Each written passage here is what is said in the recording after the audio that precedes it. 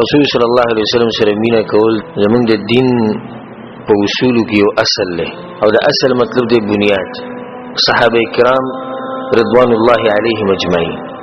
څومره مینه چې هغه د رسول صلی الله علیه وسلم سره کړی دا او څومره ادب چې هغه د رسول صلی الله علیه وسلم کړی او څومره قرباني چې هغه د رسول صلی الله علیه وسلم لپاره ورکړي دي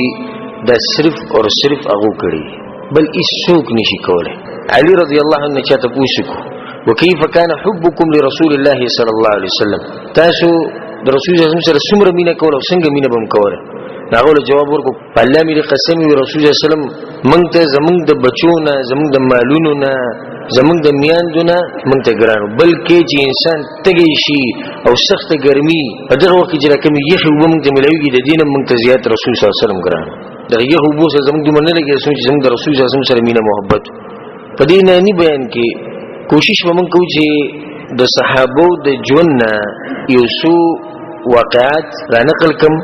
چې موږ ته پته ولګي چې صحابه رضوان الله علیهم اجمعین پر رسول صلی الله علیه وسلم باندې څومره مینو او څنګه تابعداري دا کوله.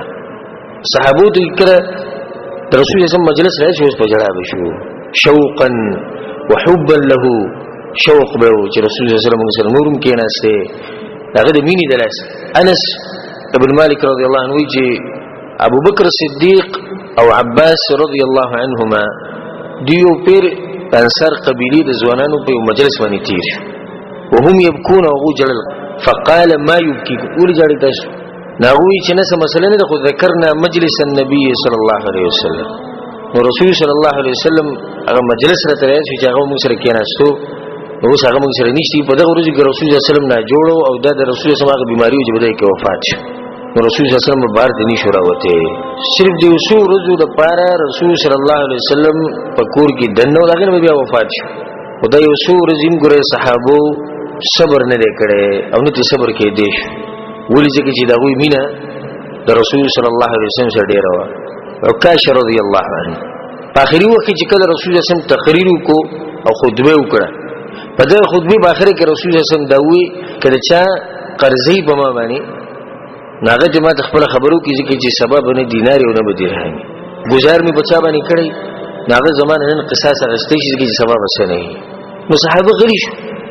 او دا نه منلو خبره چې صحابه کې وشهره پاسي چې یا رسول الله زه ته قصاص اخله خو په دې ټولو کې یو صحابي پاسي دغه عکاش رضی الله عنه یا رسول الله زه بدل غسته وړم کنه رسول الله ته پسې نو جنگ او تایید کو چې پلاني موقع باندې تصفونه برابرول په میدان جنگ کې او غشه د سره پلاس کې نو په دې غشي د مونږ چې د کورو ته چې غشه چې ما دروازه نو زما خېټه دې فک کړو په دغه منځ کې علي رضی الله عنه پس یا رسول الله جسمي لجسمك فدا یا رسول الله زما جسم سره جسم د پر قربان دي د زمانه بدلوا او صحابه رضی الله عنهم مجمن ټول په جړای شو چې حدیث لري چې شته د اوسه پوری روغ او د خوري او چې مسلمان د رسول الله بدل اخلي یا رسول الله جسمي لجسمك فدا نحري دون نحرك يا رسول الله یا رسول الله زمانه مریب پریک رسول الله متینا دي سینه کی چې قصاص ته جناري د قصري نه بهري چې دا کار کړي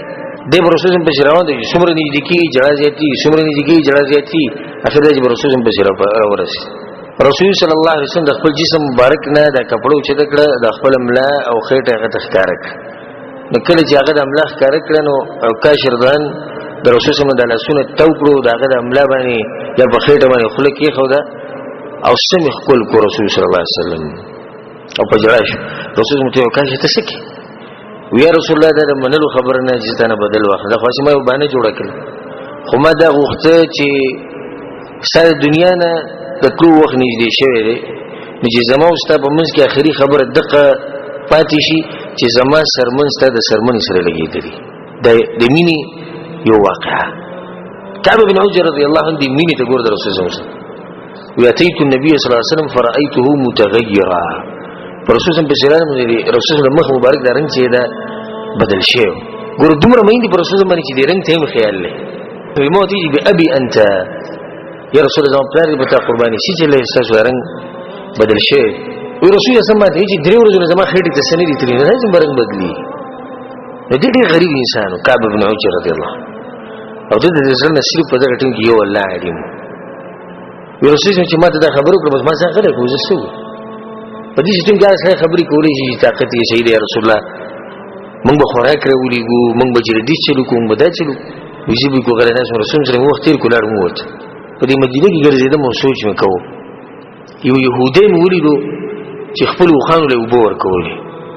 د کوینه به وبره وشتي او باغو بس کولې نیمه ته چې زده د وبرونه بسم وی ما ته وی چې څومره باندې ته دیو بدل کی څومره پیسې څومره مزدوري ومه چې ته څومره ورکې وی چې په یو بوقه باندې یو کجوره ومه سوي چې په بل څه طریقه غونه ومه چې سیده په یو بوقه باندې یو کجوره اتفاق ما دا غسر وکړو ما شروع وکړه دمه د لښونو وی کار پرې خونو دغه د بوقه په مخه راويسته یو کجوره جمع کیږي معمولی دي او ځلې ګیم تدې چې ما سنه کجوري ما جمع کړم پر پتو لګی چې بده ونه رسول الله سلام گزاره نه نوشي نبی پر رسول الله په ورلم اور موټه کو رسول الله اجازه درکې نه ورلم ایمه چې رسول الله استاسو پر ما ته چې من اين لك يا كعب ده تر کوم ځای راو رسول الله دا حالت معلوم دي وی مو ته چې رسول الله بارته وته ما ایو يهودي سره مزدوري وکړه لکه ساتله نو په یو موقع باندې یو کجوره کې د بس دلګون ته کې راغلی تاسو دراوړې چې تاسو به سب د خېټې د دنه سلړ شي یو رسول الله مدي چې تحبني يا كعب ته سما سره ډېر مینا کې وی مو ته چې بي ابي انت نه یو رسول الله مور پر دې پتا قربان دي کې شک نشته مور پر دې قربانونو خپل ځان قربانونو خلاص وبدغه زما وسره سيدو نور زال غریب انسان زید بن ثابت رضی الله عنه وکړي چې وحد د جنگ ختم شو نو رسول الله صلی الله علیه وسلم ماته وی چې سعد بن الربيع نخکاری او سعد بن الربيع رضی الله عنه د رسول الله صلی الله علیه وسلم یو نږدې مرګرو رسول الله ماته وی چې تر سعد بن الربيع وګوري چې میدان کې به کوم ځای پروت او که کوم ځای کې تم ژوند دی ملاو شنو فاقره مني السلام زما سلام بو ته ورسې او دا به تو چې رسول الله وی چې څنګه ویزوتم او په دې مړو کې ګرځیدم د کوم کسان چې مړ شي نو دې به یوځي کې وریدو او په دې کې اخرنی سو ساګانی پاتې وي وبه 70 ضربه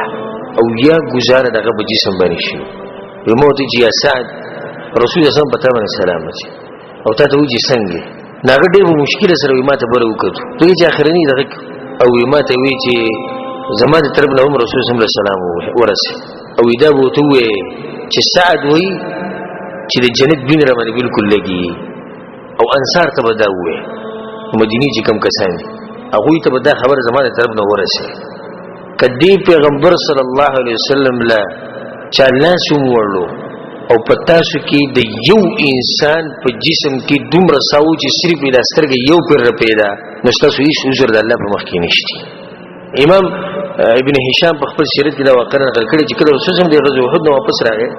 نو په دلار کې وته د انصارو یو بوډۍ غونډه کې زنانه ولاړه چې کله د دې بده خو باندې اخر کې تیریدونه چاوته وی چې استغفار به وجلې شي استغفار به وجلې شي بل کس به شراغ استغفار وجلې شي نه بل به شراغ استخاون وجلې شي غزوه احد کې دریش په اخر کې به یو راغ وزویل به وجلې شي ټول خاندان په یو ځای ختم شي کله چې دا خبرې وکړي نو خلکو یې چې دا وسمه واویلک